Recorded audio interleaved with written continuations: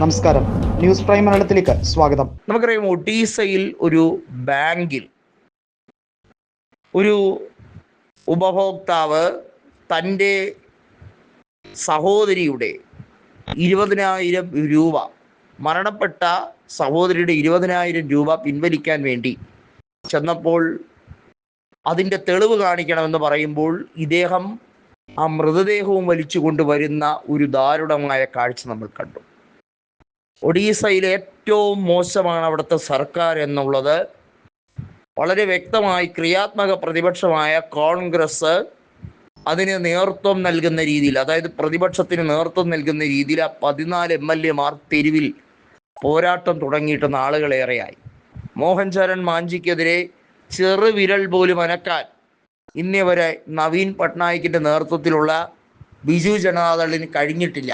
അധികാരം നഷ്ടപ്പെട്ടതിൻ്റെ ഷോക്കിൽ നിന്നും അവർ ഇതുവരെയും മുക്തി ലഭിച്ചിട്ടില്ല. നോക്കൂ, ഒഡീസയിലെ 21 ലോക്സഭാ സീറ്റുകളിൽ 20 BJP നേടിയെടുക്കുകയും കേവല ഭൂരിപക്ഷത്തോടെ ഭരണത്തിൽ എത്തുകയും, എന്നാൽ കോൺഗ്രസിന് 14 MLA-മാരെ ഉള്ള എങ്കിൽ പോലും BJP ഏറ്റവും കൂടുതൽ ഭയപ്പെടുന്നത് ഒഡീസയിൽ കോൺഗ്രസിനെയാണ്. എന്തുകൊണ്ടെന്നാൽ BJD-യിലെ പല MLA-മാരെയും ചാക്കിട്ട് പിടിക്കാൻ പറ്റുന്നുണ്ട് ഒഡീസയിൽ.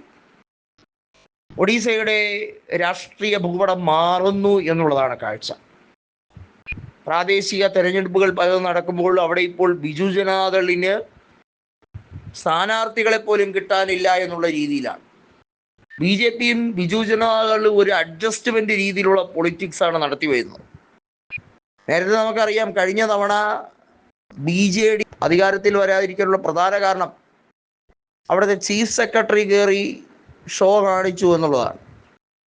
അതായത് പ്രധാനപ്പെട്ട രാഷ്ട്രീയ നേതാക്കളെയൊക്കെ ഒതുക്കിയിട്ട് അവിടെ ബ്യൂറോക്രസി രാഷ്ട്രീയം കൈയടക്കുന്ന ഒരു കാഴ്ച കണ്ടു. പാണ്ഡ്യൻ എന്ന് പറയുന്ന ഒരു സിവിൽ സർവീസ് ഉദ്യോഗസ്ഥൻ അവിടെ BJD-യുടെ നേതാവും മുഖ്യമന്ത്രിയായിരുന്ന നവീൻ പട്നായിക്കിൻ്റെ വിശ്വസ്തനായി നിന്നുകൊണ്ട് BJD-ക്കാരെ നിയന്ത്രിക്കുന്നു.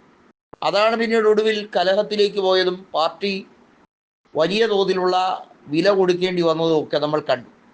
അപ്പോൾ ആ സ്പേസ്, പ്രതിപക്ഷത്തിൻ്റെ സ്പേസ് ക്രിയാത്മകമായി കോൺഗ്രസ് നേടിയെടുത്തിരിക്കുന്നു എന്നുള്ളതാണ്.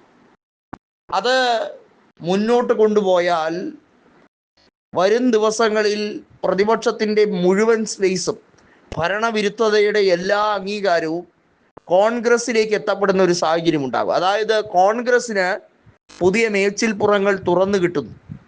എവിടെയെങ്കിലുമൊക്കെ വാതായനങ്ങൾ അടയുമ്പോൾ പുതിയ സ്ഥലങ്ങളിൽ കോൺഗ്രസ് ആളിപ്പടരുന്നു എന്നുള്ളത് എടുത്തു പറയേണ്ട ഒരു കാര്യമാണ്.